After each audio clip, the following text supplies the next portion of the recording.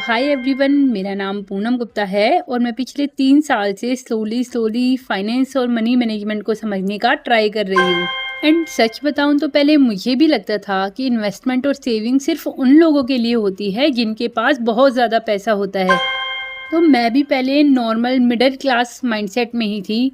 Salary आई, expenses हुए और month and तक ऑलमोस्ट कुछ बचता ही नहीं था।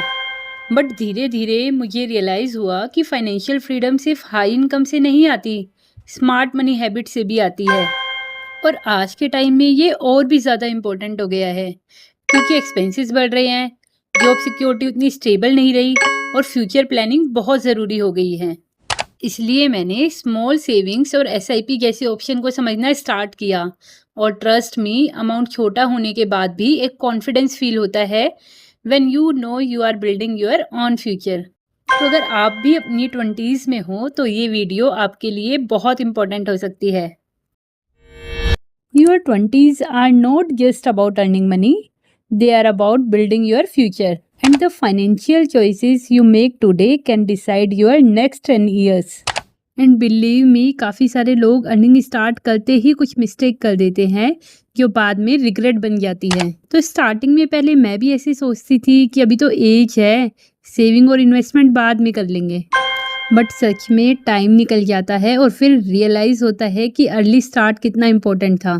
तो चलिए जानते हैं कुछ ऐसी मिस्टेक्स जिनको हम इग्नोर कर सकते हैं। सबसे पहली, सिर्फ स्पेंडिंग पर ही फोकस करना। सैलरी आते ही shopping, eating out, online orders और मंथ एंड में ज़ीरो बैलेंस।